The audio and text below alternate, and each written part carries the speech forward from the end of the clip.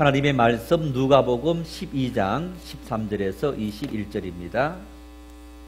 누가복음 12장 13절에서 21절 한 목소리로 합독하시겠습니다.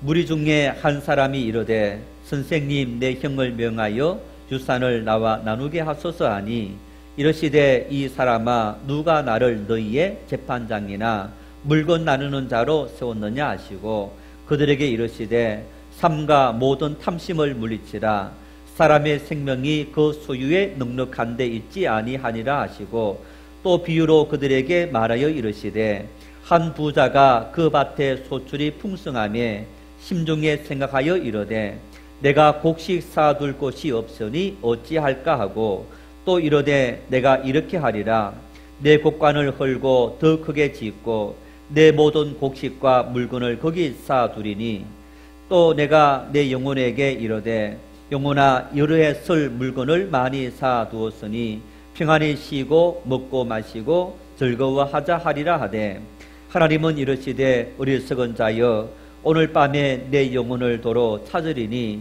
그러면 내 준비한 것이 누구의 것이 되겠느냐 하셨으니 자기를 위하여 재물을 쌓아두고 하나님께 대하여 부유하지 못한 자가 이와 같으니라. 아멘. 지난 월요일 뉴질랜드 북쪽에 있는 화이트섬 화산이 폭발했습니다. 활화산, 이 마그마 용암이 막 끓고 있고 언제 터질지 모르는 그런 화산인데 갑자기 이 화산이 터졌습니다.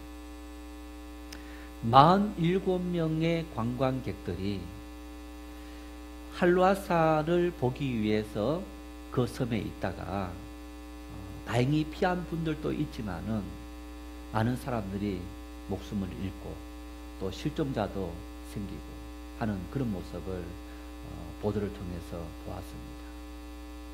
화산이 터지는 모습을 보면서 이 민간 헬리콥터 기장 두 사람이 그 사람들을 이제 구출하려고 현장에 갔습니다.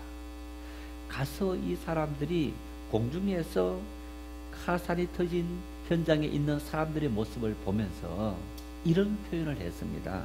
마치 아마겟돈 속으로 날아가는 것 같았다. 화산이 터지면서 짙은 재, 용암재 그런 것이 막 하늘로 막 터지지 않습니다. 우리나라 백두산이 만일 화산이 폭발한다 그러면 화산재가 1000km까지 영향 끼친다 그렇게 말합니다. 그리고 그 화산재가 하늘에서 끼치는 어떤 영향이 하루 이틀이 아니고 몇 년이 걸린다고 말할 정도로 그 화산의 폭발의 어떤 그 영향력은 엄청나다. 그래서 이 그 헬리콥터 조종사가 마치 아마겟돈 속으로 들어가는 것 같다. 정말 혼란, 무질서 그런 상황 속에 들어가는 것 같았다. 또 한 사람의 기장은 그런 말을 했습니다. 대학살 현장이었다. 14명이 죽고 2명이 실종되고 20명 이상의 사람들이 중경상을 입었는데 그런 이제 기사가 실려 있었어요. 이 마그마 그리고 화산재, 여러분 그 화산재도 얼마나 뜨겁겠습니까? 사람의 피부에 닿으면 그래서 표현하기를 이 사람의 이 얼굴 살갗이 이마에서부터 이렇게 주르르 내려왔다는 거 느껴져서 그렇게 목숨을 잃고 또 이 부상을 당한 그런 사람들도 있었다. 그런 보도를 봤습니다. 뉴질랜드 총리가 누가 그 화이트섬에 관광을 했느냐 그 사람들 색출해서 범죄 죄를 묻겠다. 그래서 이 뉴질랜드가 섬도 많고 또 법이 우리나라처럼 굉장히 어떤 규제가 강한 그런 나라가 아니라고 합니다. 그래서 화산으로 인해서 이런 피해를 입었는데 현재 일주일 지나면서 이런 보도가 있습니다. 관광을 중단해야 된다 하는 사람들도 있는 반면에 또 어떤 사람들은 그래도 화산 관광을 재개해야 된다. 왜? 모험 관광에는 항상 모험이 따르기 때문이다. 이렇게 말하는 거예요. 모험 관광에는 그런 대가를 치르고도 모험할 가치가 있다. 그래서 한쪽에서는 관광을 계속해야 된다. 뿐만 아니라 그곳에 한 1년에 2만 명 이상의 사람들이 관광을 하는데 그 사람들의 관광 비용이 수십억이 된다는 거예요. 그런 어떤 이 관광 수입을 포기할 수 없다 하는 그런 소리를 또 일단은 그런 모습을 볼 수 있습니다. 이런 모습을 보면 여러분 인간을 지혜롭다 해야 됩니까? 어리석다 해야 됩니까? 어떻게 해야 될까요?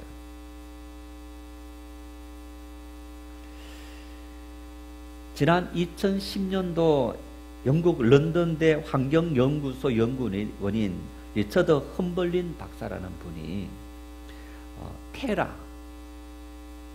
테라라는 그리고 테라 땡땡 광포한 지구 인간의 도전 그리고 부제로 인류의 역사를 바꾼 4대 재난의 기록이다. 이런 책을 출간했습니다. 이 책에서 이분이 그런 이야기를 했습니다. 18세기부터 20세기까지 근대사에 접어들면서 인류를 경락시킨 4대 4가지 재난이 있다. 그 이전 말고 18세기부터 20세기까지 딱 잘라서 그 기간 안에 가장 우리가 경락된 그런 큰 4가지 재난. 그런데 결론은 이런 얘기입니다. 이런 재난이 인류의 문명을 발전시키는 계기가 되었다. 이런 이야기를 하는 거예요.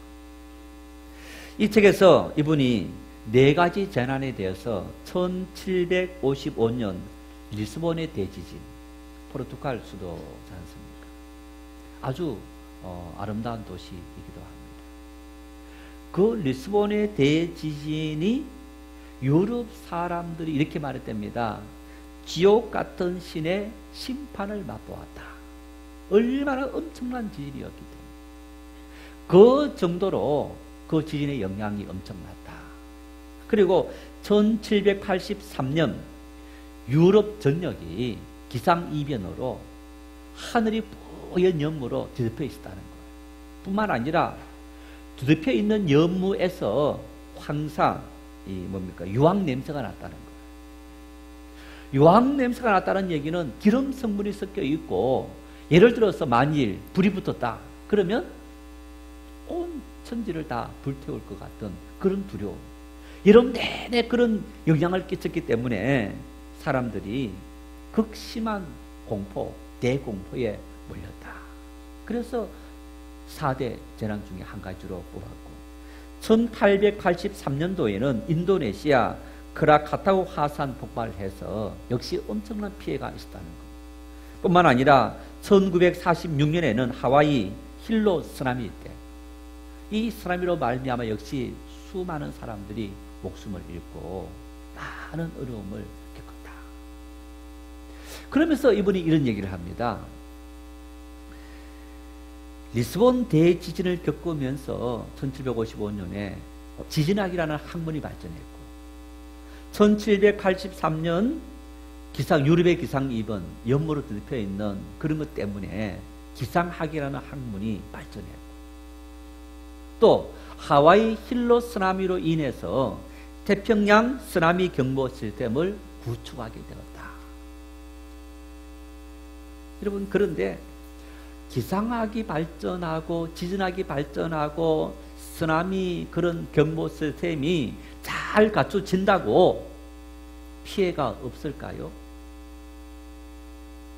20세기는 1999년까지입니다.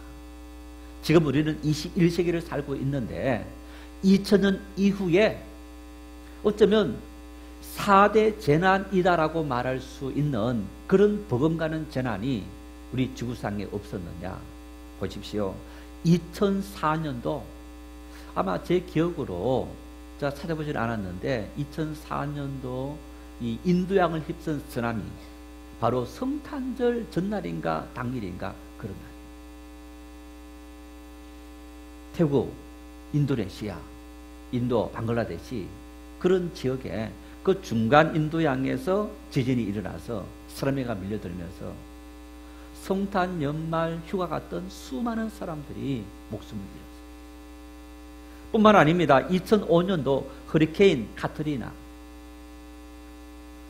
저는 이 보도를 통해서도 봤지만은 마침 2005년도에 제가 미국의 윌로크릭 교회를 갔는데 그 교회 예배를 참여했는데 이 교회가 카트리나 피해를 당한 지역에 가서 봉사활동을 한 거예요. 봉사활동을 해서 그 피해 상황을 보고하는 그런 영상을 마침 예배 때 가서 본 적이 있어요. 엄청난 피해를 입은 거예요. 2008년도 중국 스탄성 지진으로 인해서 아마 7만 명에 넘는 사람이 목숨을 잃었습니다. 2010년 남미 IT 대지진이 일어나서 수도를 완전히 거의 70%를 폐허로 만들어버린 거예요. 수십만의 사람이 목숨을 잃게 되는 끔찍한 지진이 일어난 거예요.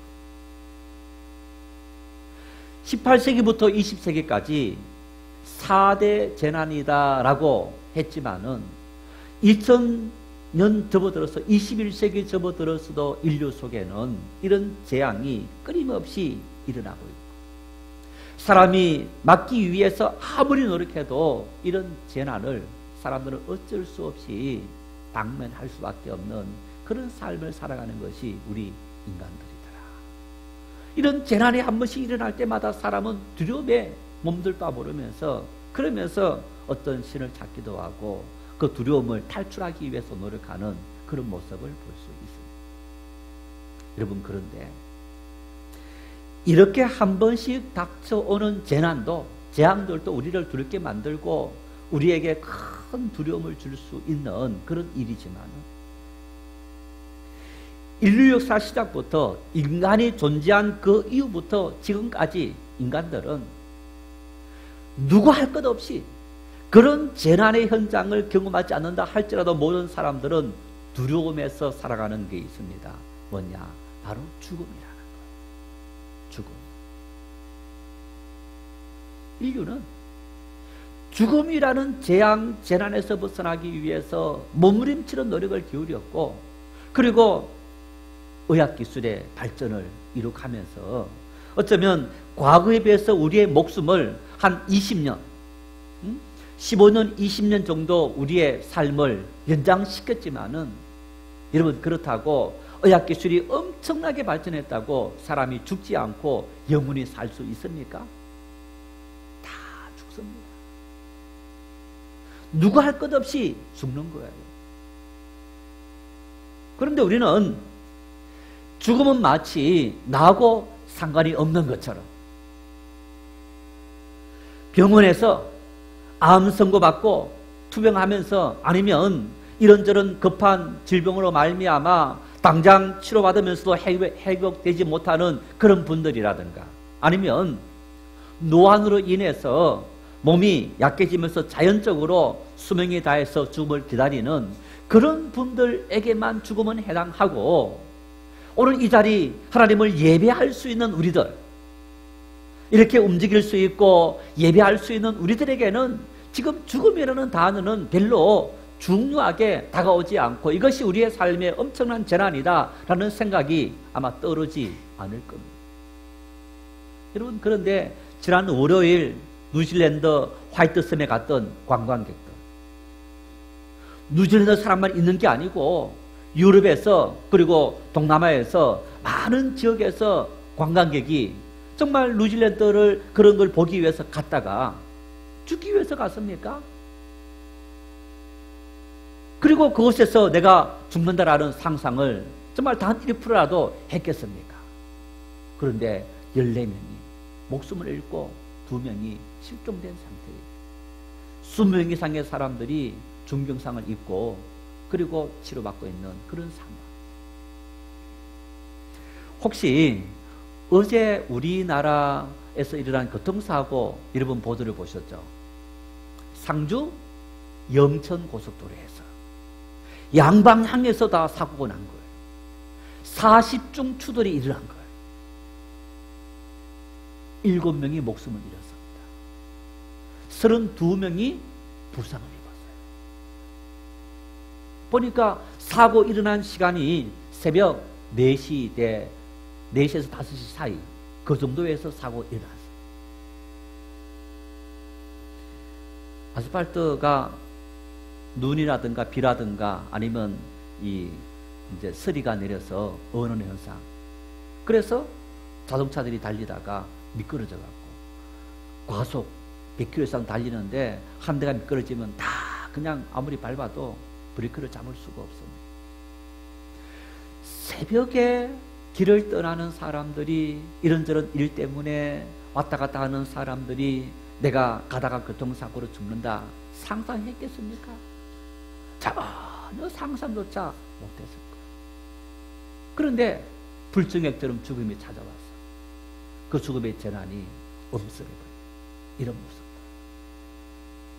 이런 죽음의 재앙은 여러분 지진이라든가 쓰나미라든가 화산 폭발이라든가 뭐 큰 재난으로 인해서만 오는 것이 아니고 우리의 일상의 소소한 일들을 통해서도 그런 죽음이 다가오고, 그런 죽음이 다가오면 그것은 내 인생의 최고의 재난이 되는 거예요.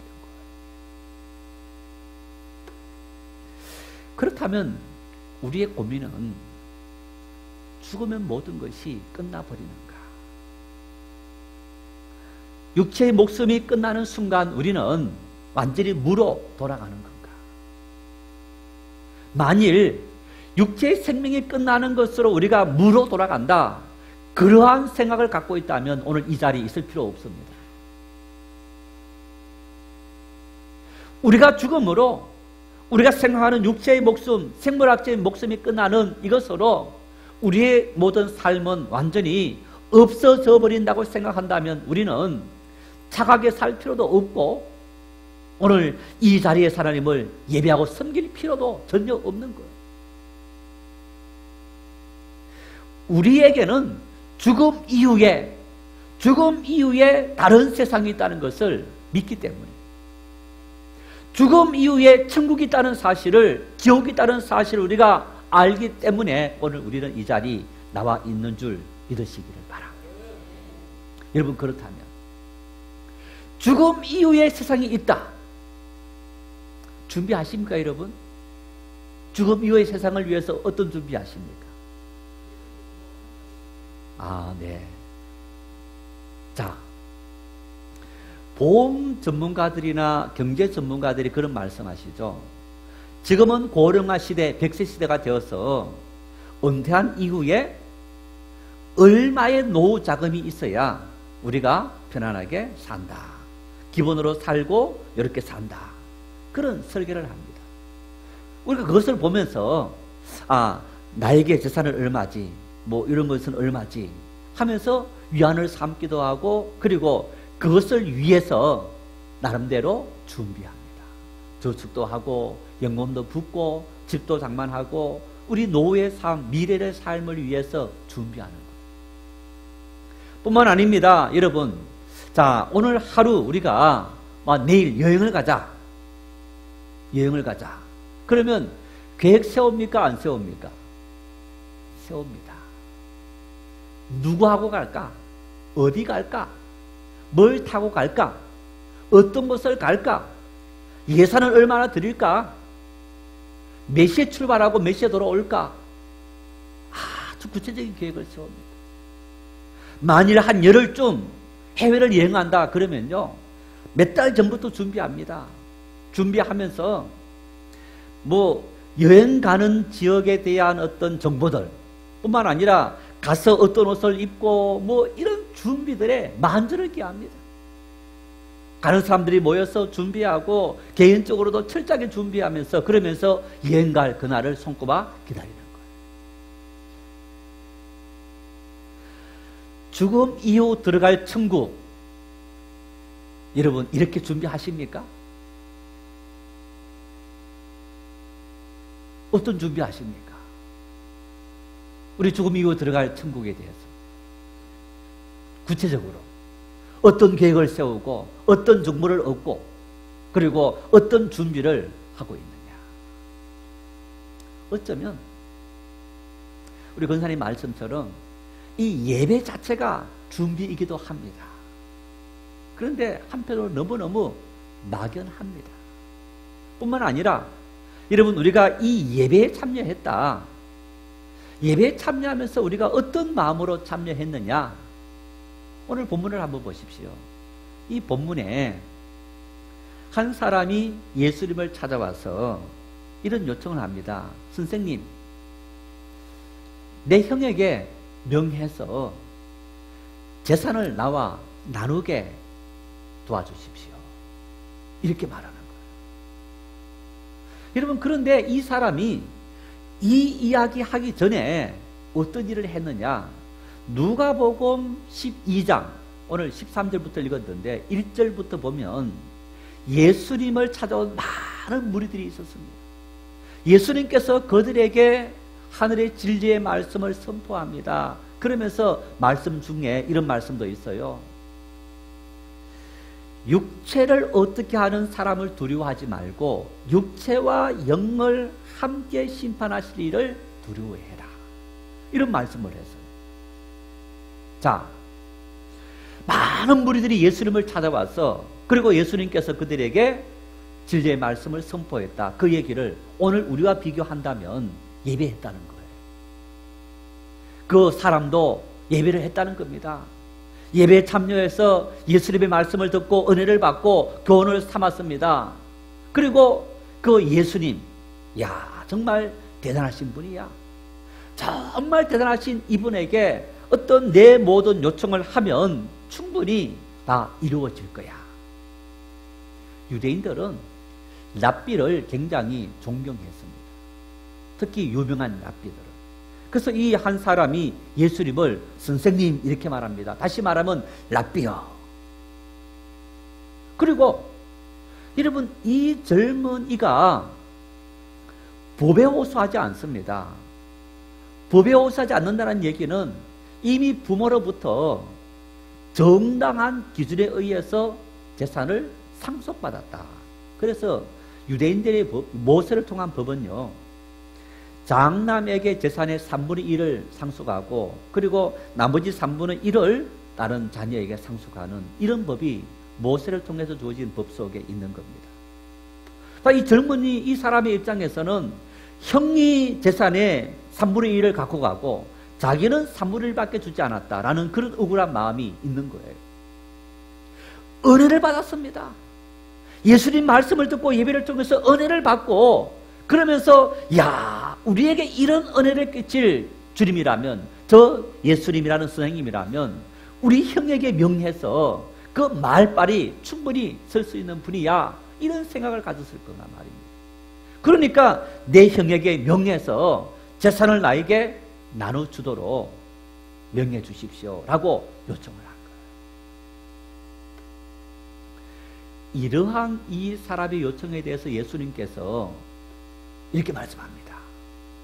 탐심을 너 마음에서 물리치라. 탐심을 물리치라. 이어서 예수님께서 오늘 본문에 비유를 합니다. 한 부자가 있었다.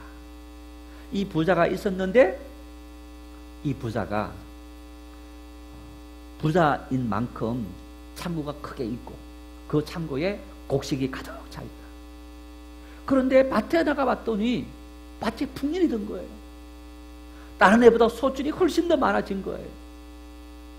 많아진 소출을 보면서 이 부자가 근심 속에, 고민 속에 빠진 거예요. 왜 고민에 빠진 겁니까? 소출이 너무너무 많아서 여러분 박수치면서 감사해야 되는데 고민에 빠진 거예요. 왜? 쌓아둘 곳이 없어서, 창고가 부족해서.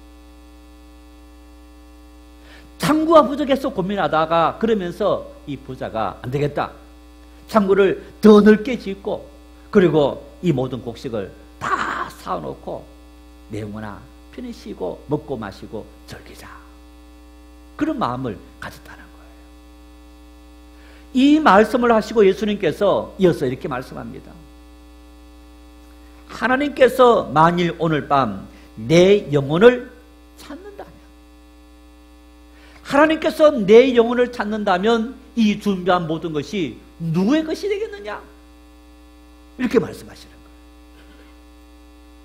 여러분, 우리가 이 말씀을 통해서 먼저 알 수 있는 한 가지가 있습니다. 우리 사람은 육체와 그리고 뭘로 구성되어 있느냐? 영혼으로.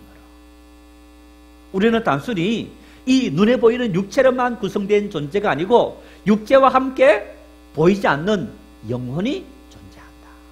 이 영혼을 어떻게 표현할 수 있느냐? 마음으로, 생각으로 표현할 수 있겠습니다. 우리에게는 마음이 있다. 느끼는 마음. 영혼으로 말미암아서 우리가 느끼고 생각하는 어떤 그런 은혜가 우리에게 주어졌더라. 여러분, 그래서 보십시오. 지난주 이어서 계속 이런 이야기 죄송합니다만은 극단적인 선택하시는 분들, 지난주에 우리 성북구에 내 모녀가 가난 때문에 그런 극단적인 선택했다 그랬는데, 우리 주변에는 가난 때문에뿐 아니라 자기의 자존감 때문에 극단적인 선택하시는 분들이 있습니다. 몇 년 전에, 작년입니까? 재작년입니까? 우리 투스타입니까? 쓰리스타입니까? 투스타죠. 우리 이제 장군이 한 사람 이렇게 어떤 권력 남용입니까? 그런 것들로 인해서 이제 검찰 수사를 받는 그런 과정에 목숨을 걸었습니다. 자존심이 상해서. 나는 절대 그런 일을 하지 않았다. 그런 의심받는 것 자체가 기분 나쁘다. 받아들일 수 없다. 여러분 아마 기억하는지 모르지만은 우리 유명한 건설회사 한 사장님이 대통령이 어떻게 당신 같은 그런 유능하고 참 많이 배운 사람이 이렇게 많이 배우지 못한 시골 그런 농부인 우리 형에게 그렇게 했느냐 하는 그 말을 듣고 자존감이 상해서 한강에서 투신한 일이 있었습니다. 한참 되었죠. 뿐만 아니라 국민 여배우다 하면서 많은 사람들에게 사랑을 받았고 그리고 부도 누리고 있었던 여배우가 어떤 한 남자 연예인과 스캔들 문제라든가 이런저런 문제로 막 이렇게 얽히면서 찌라시 같은 광고에 루머가 나도는 그것 때문에 목숨을 스스로 끊어버렸어요. 단순히 우리 인간은 짐승처럼 먹는 문제가 해결된다고 살아갈 수 있는 존재가 아니라 마음의 상처와 자존감이 상했을 때도 이런 극단적인 선택을 하고 도리어 우리의 삶에 영향을 끼치는 것은 눈에 보이는 물질이라도 육체보다는 우리 정신, 영혼의 영혼이 훨씬 더 우리의 삶에 영향을 많이 끼치는 것을 우리가 볼 수 있습니다. 오늘 이 말씀 속에서도 하나님께서 만일 오늘 밤 내 영혼을 도로 거둬가 버린다면 너 준비한 이 모든 것이 누구의 것이 되겠느냐? 여러분, 오늘 이 예배를 하면서 여러분은 이런저런 기도 제목을 가지고 이 자리에 왔을 겁니다. 이런저런 기도 제목을 가지고 기도하시면서 여러분 그 기도의 내용이 어떤 기도입니까? 예수님을 찾아와서 내 형에게 명해서 제사를 나누도록 도와주십시오라고 요구했던 이 사람처럼 하나님의 은혜의 말씀을 듣고 우리 영이 얼마나 중요하다는 사실을 듣고도 우리는 우리의 관심이 영의 문제 이전에 육의 문제에만 빠지고 그런 어떤 탐욕에만 빠져있는 그런 모습들이 우리의 삶의 모습이 아닙니까? 믿음의 생활을 하면서도 하나님의 은혜로 살아가는 것이 그리스도인의 삶의 모습이라는 하나님 중심적인 삶이 아니라 세상에서 살기 위해서는 돈이 있어야 되고 능력이 있어야 되고 직장이 좋아야 되고 뭐 이런 어떤 기준을 갖고 살아가는 그런 삶에 우리가 계속적으로 빠져 있다면 우리는 영의 사람이 아니고 육의 사람으로 평가받을 수밖에 없다는 사실을 오늘 이 말씀은 우리에게 이야기하고 있는 것을 볼 수 있습니다. 먼저 우리가 영혼이 존재하는 영적인 사람이다라는 그런 사실을 우리가 인정하고 믿을 수 있기를 바랍니다. 두 번째는 그렇다면 영의 세계를 믿고 있는 우리는 아까 이야기처럼 100세 시대를 살아가면서도 우리는 이런저런 준비를 하고 하루 여행을 떠나서도 위해서도 준비를 하는데 영원히 살아갈 영의 세계를 위해서 우리가 어떤 준비를 하고 있느냐. 다시 말하면 생물학적인 육체의 죽음 이후에 그 세계를 위해서 우리는 어떤 준비를 하고 있느냐. 그리고 그 세계를 위해서 이 땅에서 준비하는 일들이 무엇을 준비해야만 그곳에서 통용될 수 있느냐라는 중요한 사실입니다. 성경 전체에서 우리가 하나님 나라 가기 위해서, 이건 이제 가기 위해서 하는 준비인데, 가기 위해서 우리에게 어떤 준비가 필요하냐? 예수님께서 요한복음 3장 16절에 이렇게 말씀합니다. 함께 읽겠습니다. 하나님이 세상을 이처럼 사랑하사 독생자를 주셨으니 이는 그를 믿는 자마다 멸망하지 않고 영생을 얻게 하려 하심이라. 할렐루야. 한번 따라 하시겠습니다. 주는 그리스도시요 살아계신 하나님의 아들입니다. 내가 믿습니다. 여러분 다 구원받은 하나님의 백성이 된 줄 믿으시기를 바랍니다.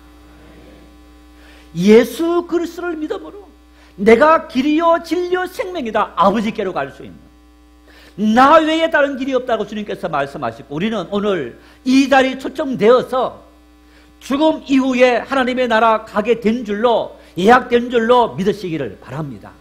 자, 문제는 하나님의 나라를 들어가서 우리가 그냥 들어가서 있는 게 아니고 살아가야 되는 거예요. 가서 어떤 삶을 살아가야 되느냐, 준비하는 삶을 살아가야 되는데, 이 땅에서 우리가 하나님 나라 준비하는 것이 어떤 준비 있냐? 예수님께서 마태복음 6장에 너희 보물을 하늘 창고에 쌓아라 이렇게 말씀합니다. 그 말씀을 오늘 이 본문에는 이렇게 말씀을 하고 있습니다. 본문 21절 말씀을 같이 읽겠습니다.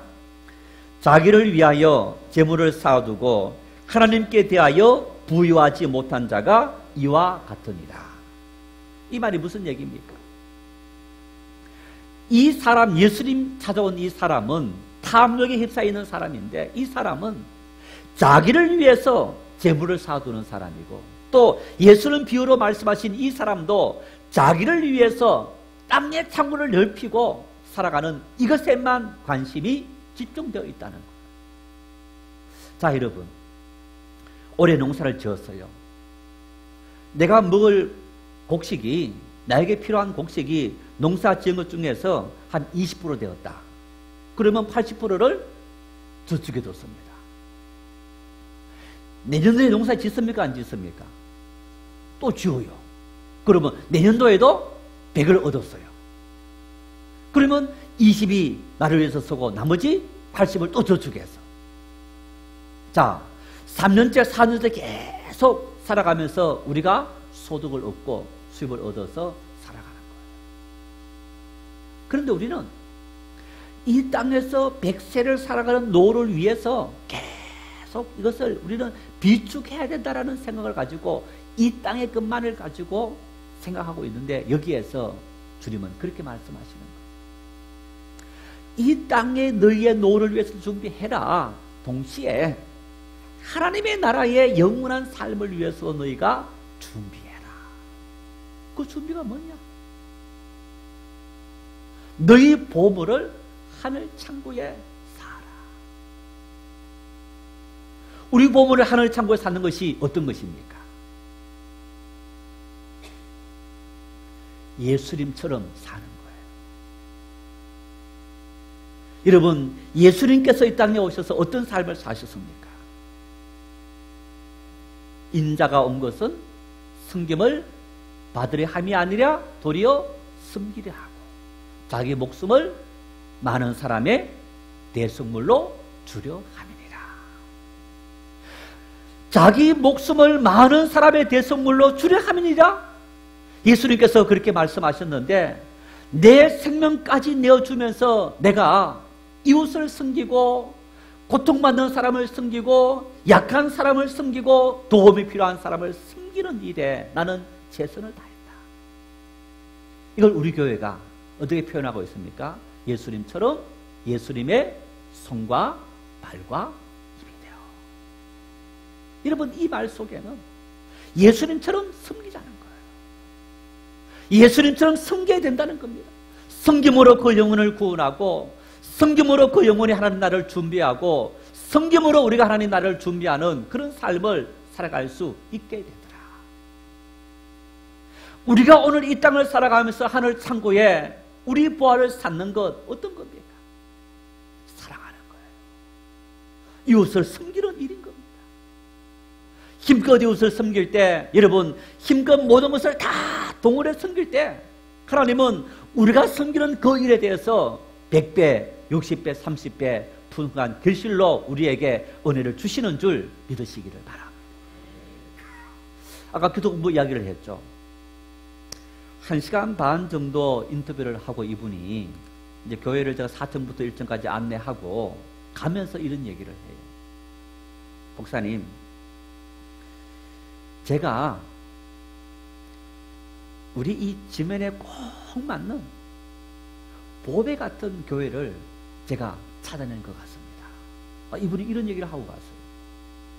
제가 잘 보이려고 그런 말 한 적도 없고, 우리 교회가 4층은 구립형 돌봄으로 구청에 우리가 10년 무상 임대를 하고, 그리고 위탁받아서 운영하고 있고, 이 본당은 우리 지역사회 누구든지 필요한 사람들에게 이 본당을 오픈하는데, 어린이집 유아, 그리고 뭐 피아노 교실, 그런 많은 사람들이 이용할 수 있는 공간으로 언제든지 오픈되어 있습니다.